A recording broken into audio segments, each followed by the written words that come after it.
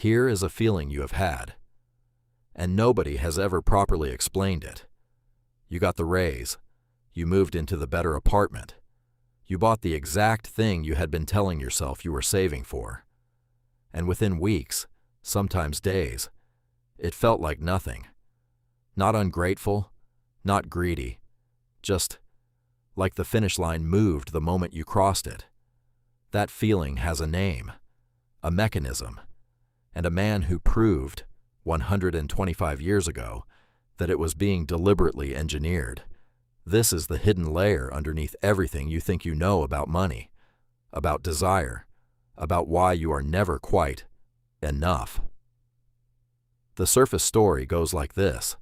Humans are never satisfied. We always want more. It is basic nature, evolutionary greed, hardwired desire, the animal brain chasing the next thing and the next thing and the next. You have heard this your entire life. Every self-help book says some version of it. Every motivational speaker uses it as a reason to keep hustling. Every therapist uses it as a reason to practice gratitude. The story, the surface stories, is this. The problem is inside you. You are the flaw. You are the one who needs fixing. That story is wrong. Not partially wrong. Not oversimplified. Wrong. Wrong in a way that has quietly cost the average person in a developed country hundreds of thousands of dollars across their lifetime, without them ever understanding why. Here is the actual layer underneath it. 1899. A Norwegian-American economist named Thorstein Veblen publishes a book.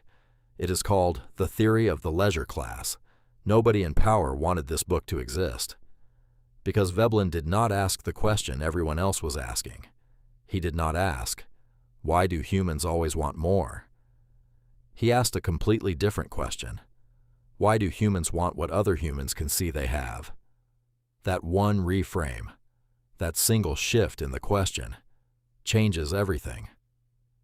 Veblen observed something that sounds almost obvious once you hear it, but that quietly restructures your entire understanding of every purchase you have ever made. People do not buy things because they need them.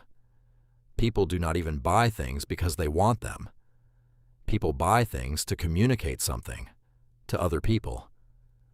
He called it conspicuous consumption, spending not for function, purchasing not for use, but for signal. Think about this slowly.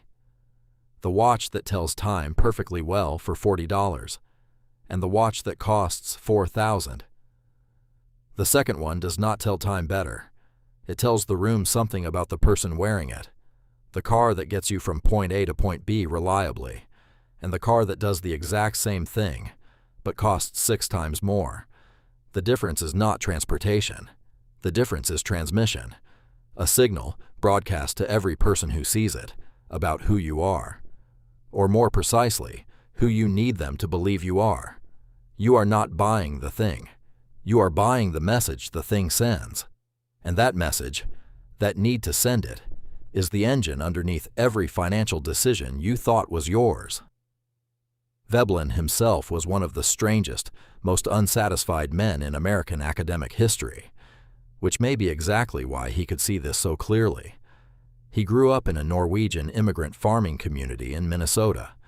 He watched his neighbors, good people, hardworking people, work themselves to exhaustion, not just to survive, but to be seen surviving at a certain level, to have the right things visible from the road. He went to university. He was brilliant, genuinely, uncomfortably brilliant.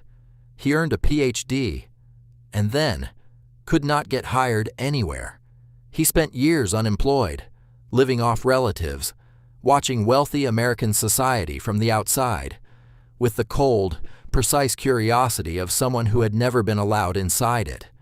When he finally got a position at the University of Chicago, he was already in his mid-30s, deeply cynical, and carrying years of observation about an upper class that fascinated and repelled him in equal measure. What he saw at the top of American society repulsed him, and he wrote every single thing he saw down. The theory of the leisure class was his verdict.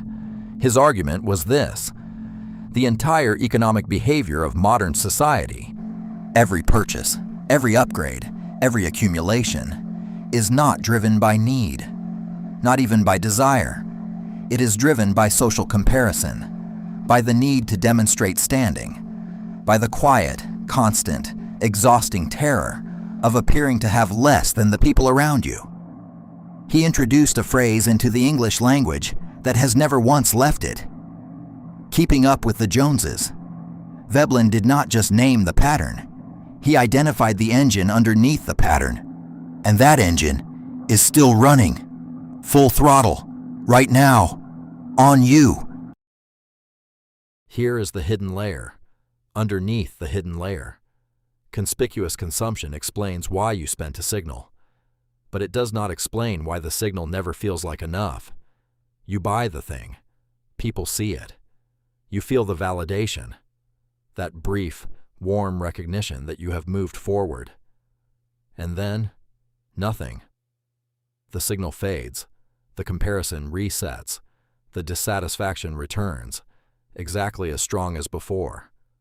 Why? Because 50 years after Veblen, psychologists discovered something they called the hedonic treadmill. Here is the clinical definition: hedonic adaptation. The observed tendency for humans to return to a relatively stable baseline level of satisfaction, regardless of positive or negative changes in life circumstances. Say it plainly: no matter what you acquire, no matter how much the signal improves, your baseline feeling about your life resets. Within weeks, sometimes days, always. You adapt to the new apartment.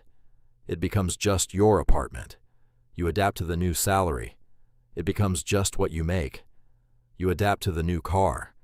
It becomes just your commute. The acquisition never moves the baseline.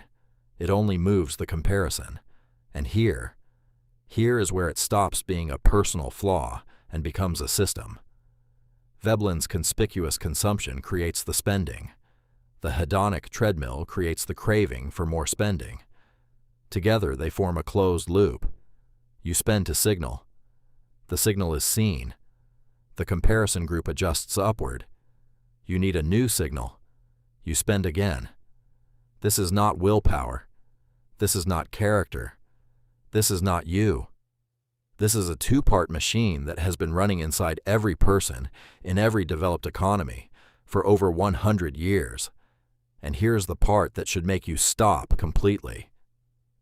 That machine was not an accident. In the 1920s, a man named Edward Bernays, nephew of Sigmund Freud, read Veblen's work, and he did not write a critique. He wrote a business plan. Bernays is the father of modern public relations. He took Veblen's observation that humans spend to signal social status and built the entire architecture of modern advertising around it. He told his corporate clients, "Do not sell people your product.